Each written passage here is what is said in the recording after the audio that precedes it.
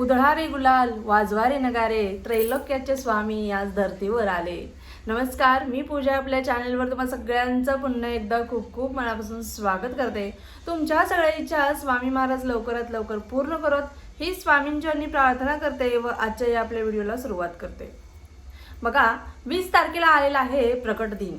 20 तारखेला काय आहे? 20 तारखेला संपूर्ण ब्रह्मांड नायकाचा आपल्या मालकाचा प्रकट दिन आहे। तर या दिवशी काय करू, काय नको, कशा पद्धतीने साजरा करू, कशा पद्धतीने तयारी करू, कशा पद्धतीने सजावट करू, असंच आपल्या मनामध्ये धांदल उडली असेल, बरोबर? तर आज आपण हेच पाहणार आहोत की 20 तारखेला महाराजांचा प्रकट दिन अत्यंत सागर संगीतपणे कशा पद्धतीने आपण साजरा करायचा आहे। महाराजांना काय आवडतं? महाराजांना तुमची सेवा आवडते। तुम्ही किती सजावट केली आहे ती महाराजांना आवडत नाही। तर थोडक्यात आज व्हिडिओ तुम्हाला सांगण्याचा प्रयत्न करणार आहे की प्रकट दिन आपण साजरा कशा पद्धतीने करायचा आहे। बघा, प्रकट दिन म्हटलं की आपल्याला एक प्रकारे आपली दिवाळीच म्हटलं तरी देखील चालेल। आपल्याला त्या गोष्टीची ज्या गोष्टीची आतुरता जास्त लागलेली असते तोच दिवस आलेला आहे आणि या दिवसाची सुरुवात आपण सकाळी लवकर उठून करायची आहे। रोज मान्य आहे लेट उठतो किंवा आपण बिझी आहोत, त्यामुळे आपल्याला थोडंसं उठायला देखील लेट होतं, पण एक दिवस आपल्या महाराजांसाठी काढायचा, एक दिवस आपल्या महाराजांच्या सेवेसाठी काढायचा आणि ब्रह्ममुहूर्तावरती उठण्याचा प्रयत्न करायचा। शक्यतो सकाळी लवकर उठायचं आहे, स्वच्छ सुशोभित व्हायचं आहे, देवपूजा तुमची जे काही असेल ते सगळं करायचं आहे, घर स्वच्छ करणं असेल सगळं काही करायचं आहे। देवपूजा करण्या अगोदर तुम्ही सुशोभित झाल्यानंतर आंघोळ वगैरे केल्यानंतर अगोदर सगळ्यात अगोदर सूर्याला अर्घ्य द्यायचं आहे। सूर्याला अर्घ्य दिल्यानंतर तुमची जी पितरांची सेवा असेल ती पितरांची सेवा करून घ्यायची आहे। ते झाल्यानंतर तुम्हाला देवपूजा वगैरे तुमची काय असेल ती करायची आहे। पितरांची सेवा झाल्यानंतर तुम्हाला हातपाय अगोदर धुवायचे आहेत, नंतर देवपूजा करायची, एवढी काळजी घेत जा कायम। त्याच पद्धतीने बघा, नंतर महाराजांची म्हणजे प्रत्येकाची इच्छा असते, जागे अभावी वगैरे तुम्हाला पूजा मांडणी करता येत नसेल तर नाही केली तरी देखील चालेल, पण तुम्हाला शक्य असेल तर तुम्ही आवर्जून करू शकता। तर तुम्हाला महाराजांच्या मूर्तीवरती अभिषेक करायचा आहे। महाराजांची मूर्ती छोटी असो किंवा मोठी असो, प्रत्येकाचा भाव असतो, प्रत्येकाची श्रद्धा असते। मूर्ती छोटी असो मोठी असो, फोटो मोठा असो किंवा छोटा असो, फक्त महाराज एकच असणार आहेत। महाराजांच्या बद्दल आपल्या मनात श्रद्धा एकच असणार आहे, पण मूर्ती असेल तर आवर्जून तुम्हाला अभिषेक करायचाच आहे। हां, फोटोवर ते आपण अभिषेक करू शकत नाही, पण सेवा नक्कीच करू शकतो। तर अभिषेक कशा पद्धतीने करायचा आहे बघा, सगळ्यात अगोदर तुम्हाला मी सांगते, जर तुम्हाला पूजा मांडणी करायची असेल तर जागा व्यवस्थित स्वच्छ करून घ्यायची आहे। थोडंसं त्या जागेला गोमूत्र टाकायचं आहे, व्यवस्थित जागा स्वच्छ करून घ्यायची आहे। नंतर खाली तुम्हाला चौरंगाच्या खाली अगोदर तुम्हाला थोडं एक स्वस्तिक काढायचं आहे, तांदळाने काढा किंवा कुंकवाने काढा। स्वस्तिक काढायचं आहे, त्याच्यावरती अक्षदा हळद कुंकू व्हायचं आहे आणि त्याच्यावरती तुम्हाला चौरंग ठेवायचा आहे, बरोबर? चौरंगावरती पिवळ्या रंगाचं वस्त्र अंतरायचं आहे। वस्त्र अंतरल्यानंतर त्याच्यावरती तुम्हाला कलशाची देखील तुम्ही स्थापना करू शकता। तुमच्या घरातील जो मंगल कलश आहे तो कलश वेगळा आणि तुम्हाला पूजा मांडणीमध्ये तुम्ही जो कलश मांडणार आहात तो कलश पूर्णपणे वेगळा असणार आहे।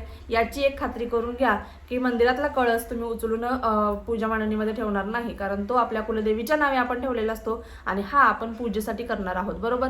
तर महाराजांच्या मूर्तीवर अभिषेक करण्या अगोदर तुम्हाला कलशाची समईची स्थापना करून घ्यायची आहे। समई दोन्ही साईडला तुम्ही लावू शकता। त्याच पद्धतीने चौरंगाभोवती बरोबर छानपैकी रांगोळी काढायची आहे तुम्हाला आणि नंतर तुम्हाला महाराजांच्या उजव्या बाजूला आणि तुमच्या डाव्या बाजूला अशा पद्धतीने कलशाची स्थापना करायची आहे। कलशाची स्थापना कशी करायची प्रत्येकालाच माहिती आहे, तरी देखील थोडक्यात सांगते। कलशाच्या खाली तुम्हाला तांदळाची तुम्हाला रास घालायची आहे, त्याच्यावरती थोडंसं हळदी कुंकू लावा। कलशाला देखील स्वस्तिक काढायचं आहे कलशावरती आणि कलशावरती खालून वर अशी तुम्ही इकडे 2 आणि इकडे 2 स्वस्तिकच्या बाजूला तुम्हाला फोटो वाढायचे आहेत। खालून वरती वाढायचे, वरून खाली वाढायचे नाही, एवढी काळजी घ्यायची आहे। त्याच्यावरती तुम्हाला अक्षदा व्हायची आहेत। कलशाच्या आतमध्ये थोडंसं हळदी कुंकू अक्षदा आणि एक फूल अर्पण करायचं आहे आणि एक नाणं अर्पण करायचं आहे आणि एक सुपारी अर्पण करायची आहे, बरोबर? अशा पद्धतीने नंतर आंब्याची पानं किंवा खाऊची पानं तुम्ही लावू शकता आणि त्याच्यावरती एक तुम्हाला नारळ ठेवायचा आहे। नारळाला हार किंवा पुष्प तुम्ही वाहू शकता। अशा पद्धतीने कलशाची स्थापना करायची आहे। प्रत्येक गोष्टीची स्थापना करत असताना तुम्ही मनामध्ये फक्त श्री स्वामी समर्थ तारक मंत्र बोलू शकता किंवा महाराजांची वेगवेगळ्या प्रकारची गाणी ऐकू शकता, श्रवण करू शकता, तरी देखील चालणार आहे। आणि बघा, हे झाल्यानंतर महाराजांच्या मूर्तीवरती तुम्हाला अभिषेक करायचा आहे। एक मोठं ताट घ्या, कारण अभिषेक मोठा असणार, त्यामुळे तुम्ही मोठं ताट घ्यायचं आहे आणि शक्य असल्यास गळती घेण्याचा प्रयत्न करायचा आहे, जे अभिषेक पात्र म्हटलं जातं त्याला। ते घेण्याचा प्रयत्न करायचा आहे. म्हणजे काय होतं, आपलं सेवेमध्ये मन देखील लागतं आणि आपली जी सेवा चालू आहे म्हणजे अभिषेक देखील सुंदर प्रकारे होतो आणि आपली सेवा देखील बरोबर होते. नाहीतर काय होतं, आपल्या हातात चमचा असतो, एका हातात पुस्तक असतं, महाराजांच्या डोक्यावरती आपण अभिषेक तर करत असतो पण कधी कधी डोक्याच्या बाहेर पडतो, कधी कधी दुसरीच पडतो, किंवा आपण व्यवस्थित बघत असेल तर आपलं वाचनाकडे लक्ष राहत नाही, मग एखादी लाईन एक्स्ट्रा बोलतो किंवा 2-4 लाईनी आपल्या गायल्या जातात, असं देखील होतं. त्यामुळे गळती असेल तर अतिशय उत्तम तुमची सेवा देखील होते आणि अभिषेक देखील खूप सुंदर प्रकारे होऊन जातो. तर अशा पद्धतीने महाराजांच्या मूर्तीवरती तुम्हाला अभिषेक अगोदर करायचा आहे. हा ऐनवेळी आपण दर गुरुवारी वगैरे महाराजांना अभिषेक घालत असतो, आंघोळ घालत असतो किंवा महाराजांचा नामजप करत असतो, बरोबर. तर या दिवशी प्रॉपर व्यवस्थित अभिषेक घालायचा आहे. आता अभिषेक घालताना कोणकोणत्या सेवा करायच्या आहेत? सगळ्यात अगोदर 16 वेळा तुम्हाला पुरुष सुक्तम बोलायचं आहे आणि 1 वेळा स्त्री सुक्तम बोलायचं आहे. हो, 16 वेळाच पुरुष सुक्तम बोलायचं आहे. सेवेमध्ये शॉर्टकट न घेता आपण सेवा करण्याचा प्रयत्न करायचा आहे. बघा, जर तुम्हाला नाही शक्य, वेळच नाही आहे, तरी देखील आम्ही करतोय, जर असं वाटत असेल तुम्हाला की आज खूपच बिझी आहे तरी देखील महाराजांची थोडीशी मला सेवा करायची आहे, तर तुम्ही वेळ नसेलच तर तुम्ही 1 वेळा पुरुष सुक्तम आणि 1 वेळा स्त्री सुक्तम घेऊ शकता. जर वेळ असेल तर तुम्ही नक्कीच 16 वेळा पुरुष सुक्तम करा. सोन्याहून पिवळी अशी दुसरी कोणतीच ही सेवा नसणार आहे, एवढं लक्षात घ्या. त्यामुळे तुम्हाला 16 वेळा पुरुष सुक्तम, 1 वेळा स्त्री सुक्तम, 1 वेळा पवमान सुक्तम तुम्हाला बोलायचं आहे. आणि ज्या ज्या तुम्हाला सेवा सांगते या सगळ्या आपल्या नित्यसेवेच्या पुस्तकामध्ये अवेलेबल आहेत. नंतर रामरक्षातील पहिल्या 9 ओवी तुम्हाला बोलायच्या आहेत, म्हणजेच रामरक्षा 1 ते 9 ओवीपर्यंत तुम्हाला बोलायचं आहे. अशा पद्धतीने या सगळ्या सेवा तुम्हाला घ्यायच्या आहेत. म्हणजे 16 वेळा पुरुष सुक्तम, 1 वेळा स्त्री सुक्तम, 1 वेळा पवमान सुक्तम आणि 1 वेळा तुम्हाला रामरक्षामधील 9 ओवी तुम्हाला बोलायच्या आहेत. या सेवा तुम्हाला महाराजांच्या मूर्तीवर अभिषेक करत करत बोलायच्या आहेत. फक्त तुम्ही जलाने देखील करू शकता, पंचामृताने देखील करू शकता. जर जलाने अभिषेक केला तर ते जल न फेकू देता घरातील अशा व्यक्तीला तुम्ही आवर्जून द्या जी व्यक्ती सतत आजारी असते, ज्या व्यक्तीवर काहीतरी नजरदोष त्या व्यक्तीला सतत नजर लागत असते, अशा व्यक्तीला तुम्ही द्या. आणि घरातील सगळ्यांनी तीर्थप्रसाद म्हणून नक्कीच सगळ्यांनी प्राशन हे पाणी करायचं आहे. आणि जे उरलेलं पाणी आहे, जे राहिलं पाणी, जास्त प्रमाणात आपली सेवा होणार म्हणलं पाणी पण जास्त राहणार, बरोबर. राहिलेलं पाणी तुम्ही तुळस सोडून कोणत्याही इतर झाडाला टाकू शकता. पण हे प्रसाद रूपी तीर्थ आहे. जर घरातील येणाऱ्या प्रत्येक व्यक्तीला तुम्ही प्रसाद म्हणून ते तीर्थ जरी दिलं आणि त्या पाण्याचा सुगंध, त्या पाण्याची जी शक्ती असते ती वेगळीच असते, एवढी एक लक्षात घ्या. त्यामुळे पाणी वाया जाऊ देऊ नका अभिषेकाचं, तेवढी एक गोष्ट तुम्हाला करायची आहे. नंतर महाराजांच्या बघा व्यवस्थित महाराजांकडे लक्ष द्यायचं आहे. महाराजांच्या डोळ्यात पाणी कुठे आहे का, कानामध्ये कुठे आहे का, कारण मूर्ती वगैरे मोठी असेल तर कधी कधी थोडंसं पाणी राहू जातं, तर व्यवस्थित स्वच्छ करायचे आहे. महाराजांना त्यांच्या जागेवरती तुम्हाला स्थानापन्न करायचं आहे. स्थानापन्न केल्यानंतर महाराजांना हिनात्तर अतिशय प्रिय आहे. जर हिनात्तर असेल तर हिनात्तर महाराजांना लावायचं आहे, असेल तर नक्कीच लावा. महाराजांना नवीन वस्त्र, बघा कधीतरी आपण वस्त्र आणण्याचा प्रयत्न करायचा आहे, असतात आपल्या घरी, पण एखादं नवीन वस्त्र आवर्जून आणा. वस्त्र गुढीपाडव्याच्या निमित्ताने देखील तुम्ही आणून हे ठेवू शकता. महाराजांना वस्त्र अर्पण करायचं आहे, महाराजांना गंध लावायचा आहे, महाराजांना पुष्प, फुले, पिवळ्या रंगाची फुले किंवा सोनचाफा जर भेटला तर चाफ्याचं फूल आवर्जून, महाराजांना चाफ्याची फुलं अतिशय प्रिय आहेत, तर तुम्ही चाफ्याचं फूल देखील महाराजांना अर्पण करू शकता. तर अशा पद्धतीने महाराजांची तुम्हाला सेवा करायची आहे, अभिषेक करायचा आहे. तर हा झाला अभिषेक. नंतर तुम्ही महाराजांसमोर सगळी पूजा मांडणी वगैरे झाली, धूप दीप अगरबत्ती वगैरे लावायची आहे. महाराजांसमोर श्री स्वामी समर्थ स्वामी चरित्र सारामृताचा एक संपूर्ण पाठ 21 अध्यायाचा घ्यायचा आहे. भरपूर लोकांचा 21 दिवसाच्या स्वामी चरित्र सारामृताचं उद्यापन याच दिवशी असणार आहे. भरपूर लोक 3 गुरुचरित्राचं पारायण करतात, तर त्या पारायणाचं उद्यापन असणार आहे. भरपूर लोक किंवा एकच गुरुचरित्राचं पारायण केलं आहे त्यांनी, तर त्याचं उद्यापन असणार आहे.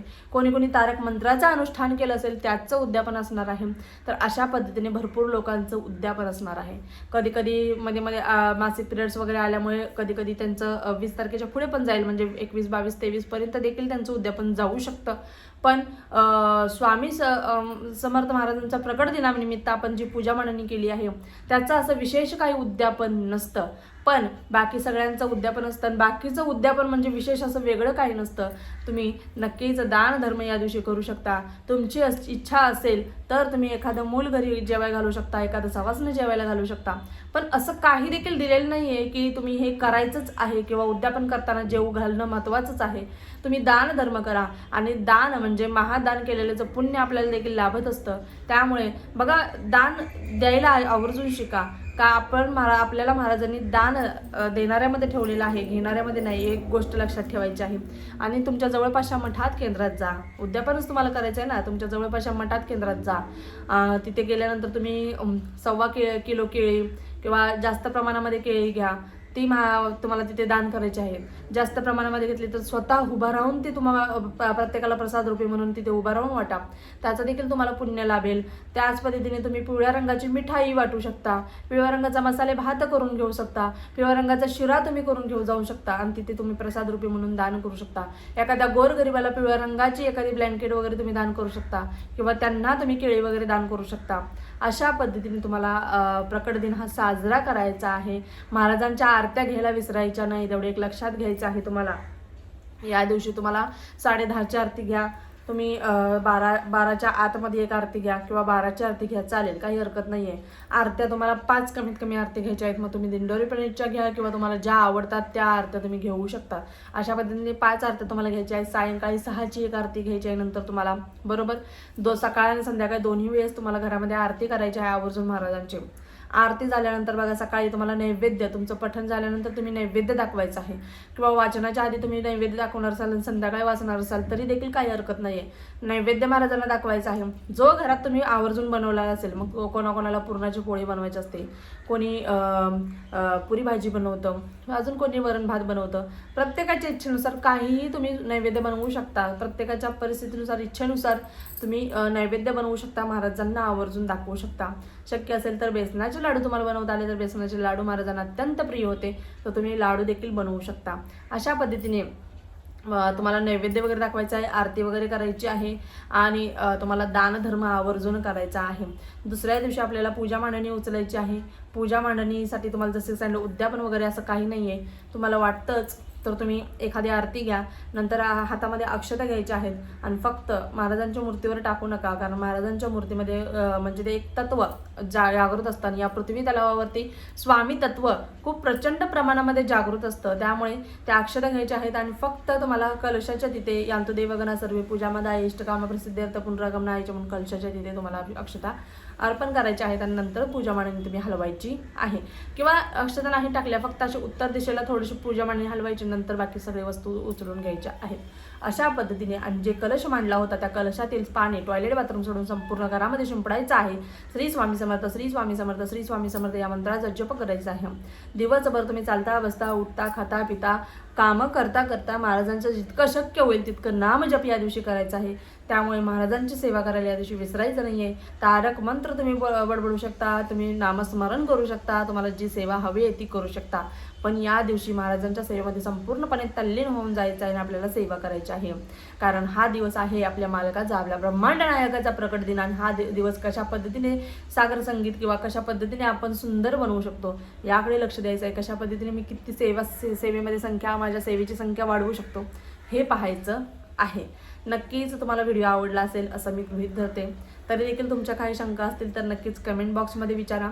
आपल्या चॅनलवर प्रत्येकाच्या शंकेचे निरसन नक्कीच केले जाते. पुन्हा एकदा भेटूया अशाच एका नवीन व्हिडिओसोबत. तोपर्यंत झालेली सेवा स्वामींच्या रुजू करते. श्री स्वामी समर्थ. धन्यवाद.